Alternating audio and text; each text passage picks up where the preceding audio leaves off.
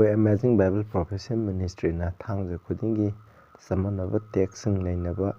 gi thorom asita taram noksari ngasi nainagadriba text ati 1 Timothy 1:9 ni moroina hairiba text asida Christian singna Israeli wanja thang ase karishu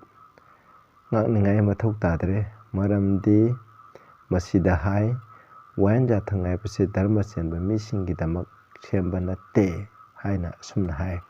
aduna koin wanja thangse dhramachenbagi singi shemba natte mase phataba misingi shembani aduna dharma wanja thangase Christian oibe koina karishu darka laitre na hai mase chumbra lanbra habdi maramda koina khara Bible lege koina namda se ahan badai koi ishora padana thoksi sargada lebe pai shori am thaga sare nahana naki wanja thangase dhramachenbagi misingi damak shemba natte hairi pasida samano kyamunum tholi lana kyamunum hali hari basing maram dai koina nainagador masida nahana popibiu thawai changbadan chingbidana fajana khangman ban Prabhu Jesu gi mingda kolomjare amen ekoi ahan bada masigi text se ekoi pamina se 1 Timothy 8:10 phau se ekoi fajana pamina se masida hai verse 8 hai adubu ekoina wanja thangase phai haibse ekoina khangi mi amana masi niyom sumna sinaragadi wanja thangase phai haibse ekoina khangi hai masi khanglatuna wanja thangase dhramachenbagi mi amagi damak shemba natte adubu lawless hadi wanja ain thausadabasing haiba indabasing aduga ungodly dhramachenbagi papi singi damak sengdaba amasung ludaba misingi damak mapa mama hatpa singi damak aduga mi phaba singi damak mi hatpa singi damak verse 10 da maram chat oktaba nupa nupi singi damak makoi masabu mi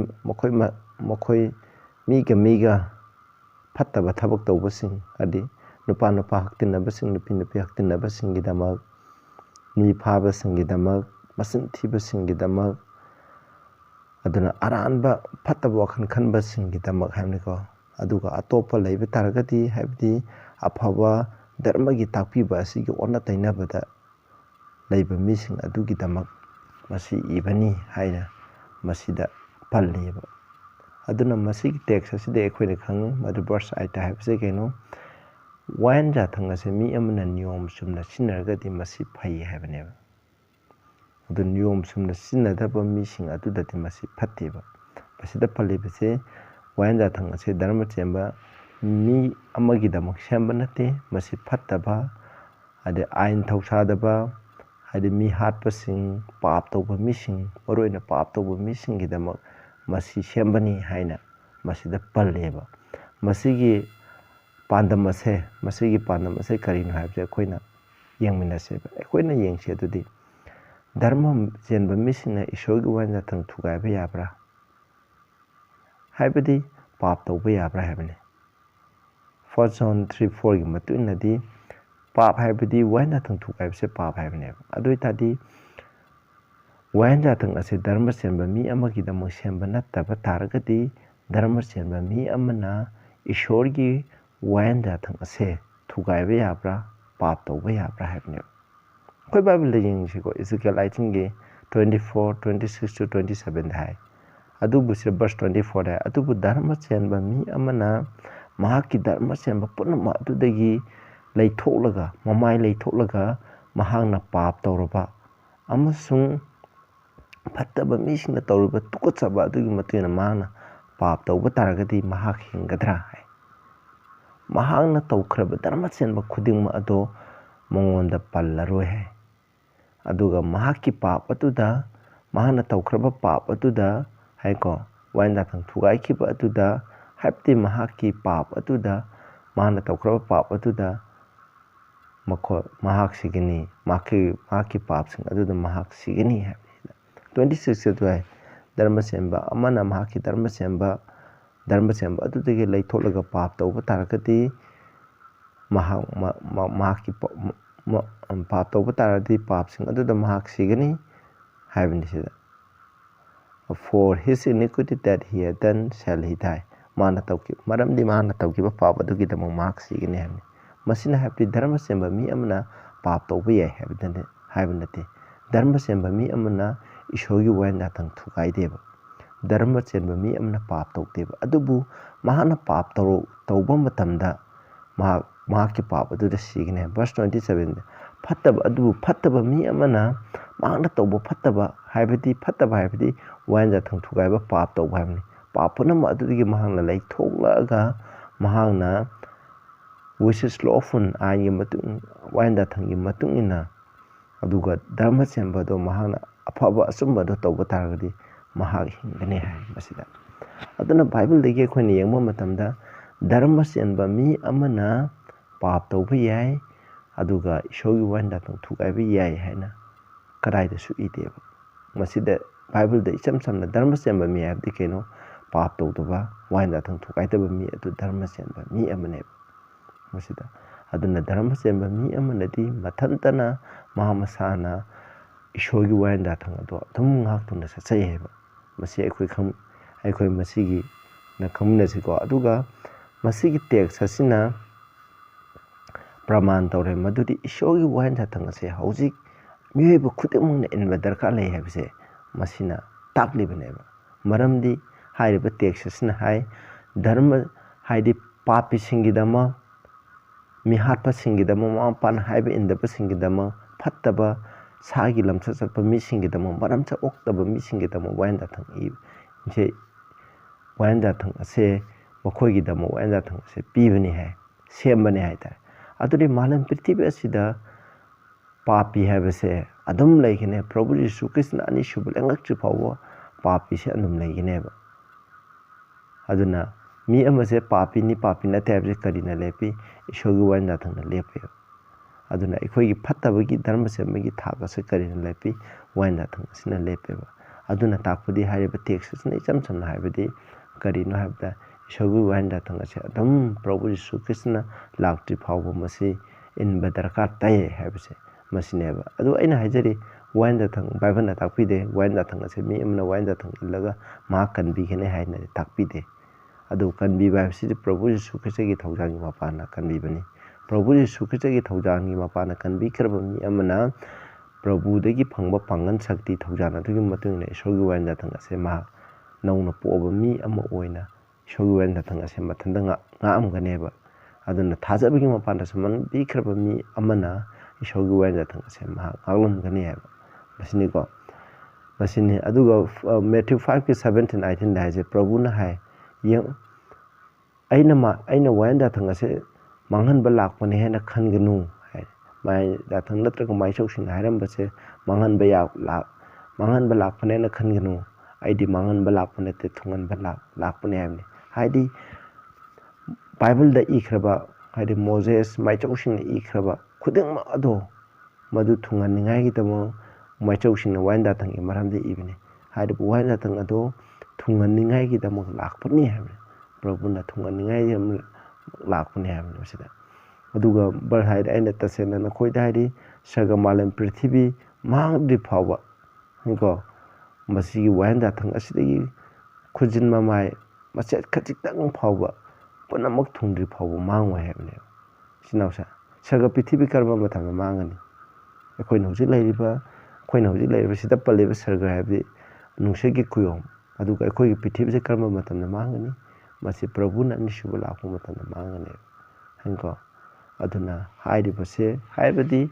aduna Prabhu na lakti phawa masina haibdi wayan yathang adum lengdana adum leigini haibneba sarga da adum leigini masi ko masi ishogi sangbidan gi maru oiba amaneba. Aduga akhoi aina mamang han Revelation 22:14-15 da haje wayan yathang ngakpa mising ado makhoi yai phabani maramdi makoina ahingbagi upambi adugi uhei ado sabagi hak ado makoida leigani aduga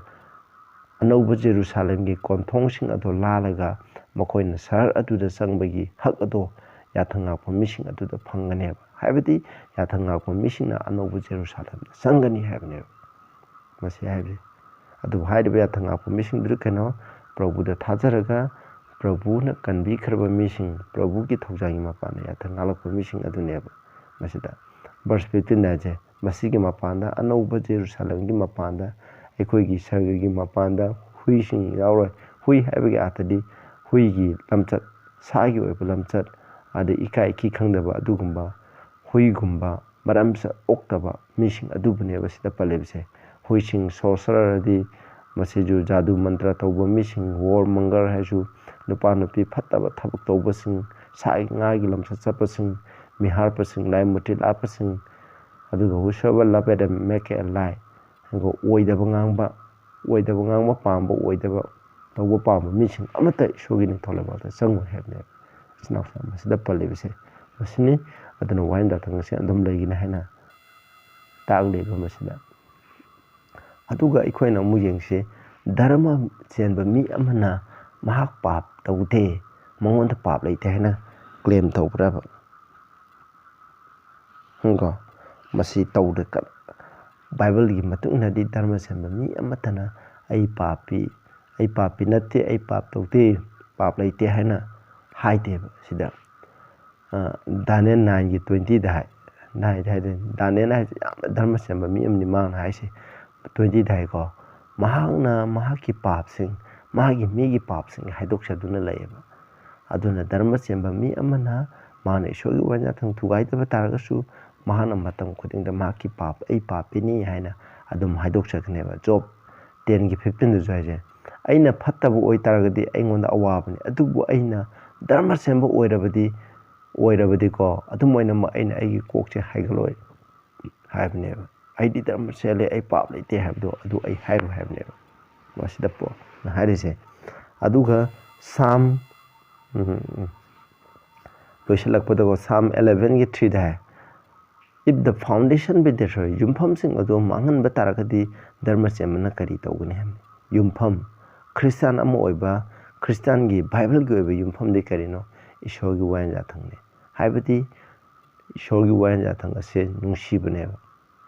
aina mamang da sermon kya da haikre aduna ishor gi wayan jathang haibati nungsibneba masini ko isnausa aduna hairiba nungsiba wayan jathang ase leitragadi dharma chemba mina karisu tawba ngamoiba aduga Psalm 119 ni dharma chemba mi amna magi thamoida kari khanbra haibse ko yengje Psalm 119 ga 97 da oh how love I thy law oh aina nangi wayan jathang ase ke matin nungsijaba it is my meditation all the day masi namitchupa aigi ko aigi dhyan tawbam aigi puning wakal thadabam aina adum khanduna leibado masinamne dharma chemba mi amana ishogi wayan jathang ase matam khudang masi maramda khangane khanduna magi pungda ishogi wayan jathang ase iduna leikine isnaw sang masi gi text asina taglebse karino kanda wayan jathang ase leitre khoi christian oiba khoina kaisu tawningai leitre haiba tak panateba wayan jathang asina masi gi text asina wayan jathang athugi pandam do ngak paneba ai chamna roibida masi khangbada yam lai masi ko hoi khoi chamna khoi khanjeba leiba amana magi wayan jathang ase semeba karamba misingi damono afaba citizen phataba citizen leba atuda leiba mepong khuding makki damak semeba adubu afaba nagrik amadadi hairiba wayan jathang ase makoide mathanta num inchayeba afaba nagrik amna wayan jathang ase mathanta ijeba aduna aduga phataba mising nadi masi indeba aduna phataba mising gi damak wayan jathang ase sembo koina thueba maramdi makoina wayan jathang habdi lebaki ainsing adu makoina thugairabni makoide tandi phangeba afaba nagrik amadadi magi wayan jathang adu dum thugai deba wayan jathang adugi magi leba adugi ain adugi matugina dum masiga sagona na saleba masini ko masini samane masini masimone pol na haibse aduna dharma chemba mi amanadi mahana ishogi wayan jathang adu mahana indaba tawdeba dharma chemba mi amanadi mathantana dum magi phingleba punsi mahingada ishogi wayan jathang adugi matungina dum mathanta dum hinglamaneba magi wakhalaju ai wayan jathang ase illabani haibigi wakhal leiteba haidi mana tawriba dharma chemba sing adu tawbuduna maram oiduna am taweba afaba nagring amana ai लेबा असी आइन से आई इंदबे अदे हाइबगी मोंग the तौदेबा मागी खंदेबा अदुबु माना खल्लिबा माना तौरिबा अदुदि अदुम तौथोरिबा अदुना अदुम तौरिबनेबा सिनावसा अदुना अदुगा लेबा अमगी आइन हाइबसे कन्या किदमक ओय हाइदि फत्तबा मिसिंग अदु मसिबु थुगाइबा मिसिंग अदुदा दंदि पिएबा असुम तौदना इशोगी वाइंदा थंग असे मसी वाइंदा थंग असे थुगाइबा मिसिंग अदुदा मसीना दंदि पिएबा मदु मखोइगी मायक्ता लैयेबा मरमदि धर्मचेंबा मिसिंगनदि अदुम मसी इंदुना लैयेबा अदुना हाइरिबा टेक्स्ट असना हाइबदि ख्रिस्तान ओइबा अखोइना मसीगी वाइंदा थंग असे अखोइना ngakpa दरकार लैतरे हाइबा नतेबा ख्रिस्तान ओइबा अखोइना वाइंदा थंग सिदगी निंग तमे हाइरगदि ख्रिस्तान अबा अखोइना मी हारपा यारे अदुगा फत्तबा पावकी थबकसिंग असे लोइन तौ यारब्राबा मचन थिबा ngang यारब्रा ओइतबा ngang यारब्राबा वाइंदा थंग असे लैतरे हाइरगदि मदु यादेबा असेंबा ख्रिस्तान अमा हाइबसिनदि प्रभु यीशु ख्रिस्टगी प्रभु यीशु ख्रिस्टंगोंदा थाजबा प्रभुदगी थौजान फंगबा अदुगी मतुंगना महा नौना पोक्तुना प्रभु यीशु ख्रिस्टगी हाइदि ईश्वरगी वाइंदा थंग असे मसीगा सानना हाइदि मसीगी मतुंगिना मसीगा माना ngakके हाइबो खंद्रगसु मागी वखलदको मसीगी मतुंगिना अदुम चकनी हाइबसिनेबा तिनावसा अदुना मसिना ताकपुति वाइंदा थंग असे मांगख्रे हाइबा नते हाइबसिनेबा ताबिरिबा मयामदे ईश्वरना बोर पिबोइसनु सेनावसा मसीगी समोसना नखोइदा बोर फंगबा तारगदि नखोइ सिनावसिंदसु मसी शेयर तौबियु सिनावसिं हेना असुंबा बाइबलगी ओइबा समोनसिंग नखोइना ताबा फंगनाइगिदमा अदुना बाइबलदगी ओइबा तारगदि अखोइना अदुम लौमिनसे हाइना मयामदा अपील तौजरि ताबिरिबा मयामदे ईश्वरना बोर पिबोइसनु प्रार्थना तौसे सगदा लेबे पाइ ईश्वर अखोइना हौजि तमखरे नाखि वाइंदा थंग असिदि अदुम अखोइना अखोइगी पुंसिदा अदुम मसी ngakpa मथौ ताइ हाइना अखोइना खंगे अदुगा मसी ngakpa हाइबसे अखोइगी पांगन नते प्रभुगी मपानने अदु मसी ngakपने अखोइ अरांकुबम फंगनबा नते अरांकुबमदे प्रभु यीशु ख्रिस्टनाने अदुबु प्रभु यीशु ख्रिस्टना कनबिखरबा मिपुंखुदिमने ईश्वरगी वाइंदा थंग असे ngakखनि हाइबसे अखोइना खंजखरे अदुना तमखरबा परा असिदा नाना पोपियु तारेबु खुदिंगसु नाखि मपानाइदो पोपिबियु प्रभु यीशु ख्रिस्टगी मिंगदे